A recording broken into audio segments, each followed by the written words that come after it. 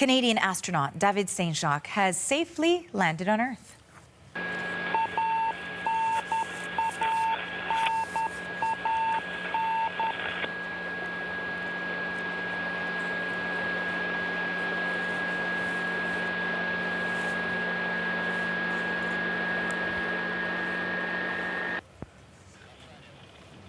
And you see that puff of smoke. That means the soft landing engines have fired and the capsule is on the ground. After a wild 6-hour ride, the Soyuz capsule carrying Saint-Jacques and 2 other crew members touched down in Kazakhstan late last night. Saint-Jacques was carried from the pod, feeling the pull of gravity for the first time in months. And here comes David, pulling him out now. Also getting a round of applause and giving a thumbs up to the crowd. NASA says the crew are all in good health and headed to Houston to get checked out. It was a mission of milestones for Saint-Jacques and the Canadian space program. He performed his first spacewalk. We watched that right here. And who could forget that cosmic catch with the Canadarm2? He's in the record books also for the longest single spaceflight by a Canadian, 204 days, and more than 3,200 orbits around the planet. Chris Brown was right there when the capsule landed, and he leads off our coverage this morning.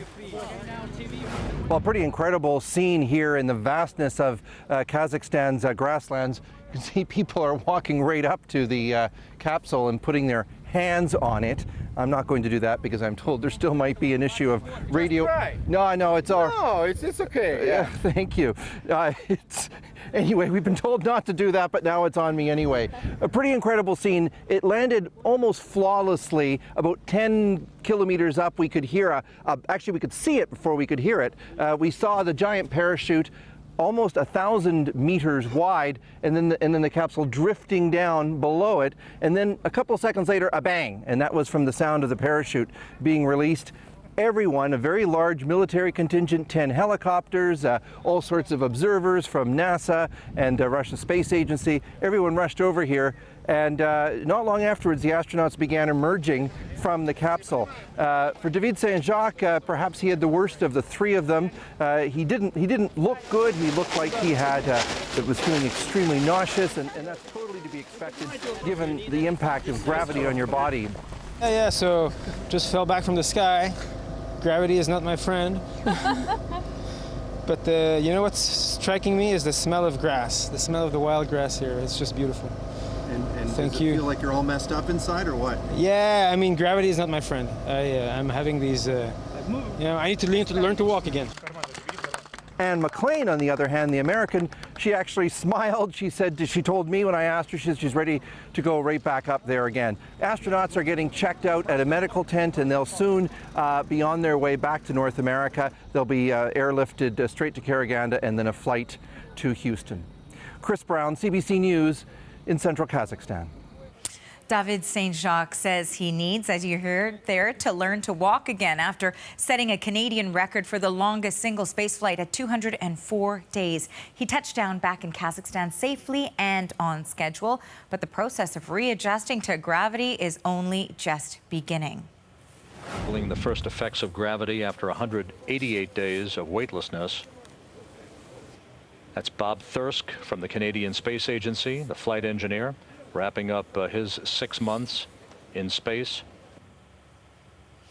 Our next guest is one of the few people in Canada who can tell us about that readjustment phase. That's Robert Thirsk, back in 2009, coming home from his time on the ISS. He spent 187 days in spaceflight and 204 days in total in space, spread across the 2 missions.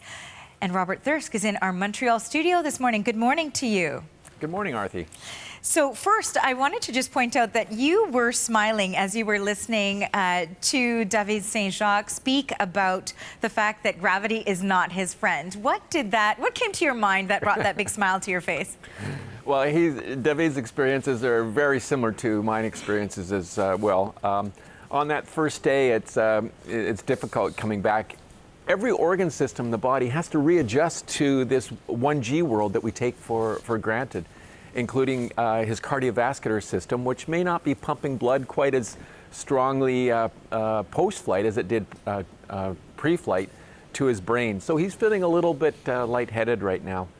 And then he talks about the stability and orientation problems as well. The vestibular apparatus, which is our balance mechanism in our inner ear, was not my friend on landing day as well. And I had difficulty maintaining an upright position, and I needed someone to hold me at the side so that I didn't fall over. It sounds silly, but all these problems reverse themselves after 12 or 24 hours back on Earth. He'll be fine later today. And I also wanted to ask you, I was watching as you were listening to your own return to Earth as we played that tape back from 2009. What is it like for you to replay that on such a significant day where we know it's happened with, so many years later with another Canadian astronaut?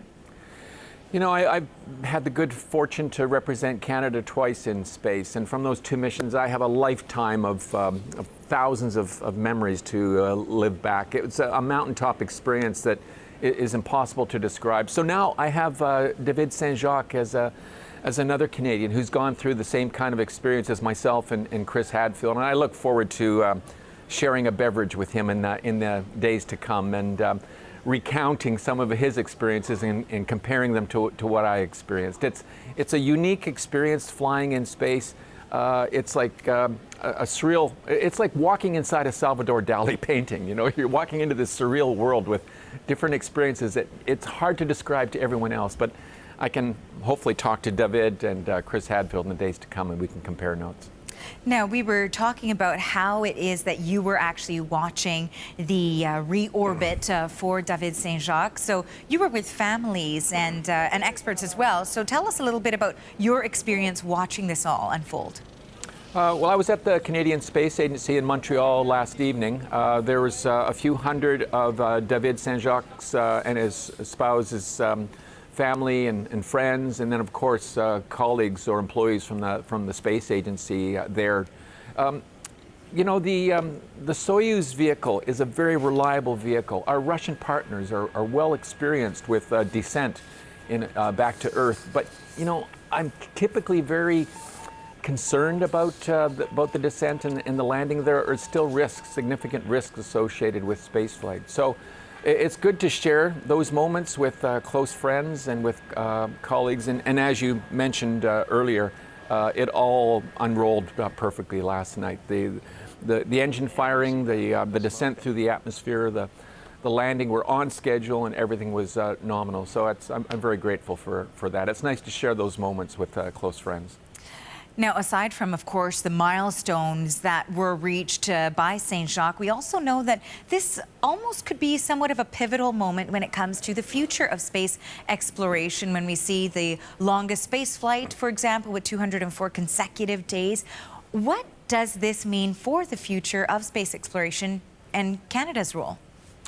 Well, Canada, through David Saint-Jacques' mission, has become even more experienced in space operations. So spacewalks, David did another spacewalk by a Canadian. He did robotic manipulation with the Canadarm2, for example, assembly of the space station, repair of the space station.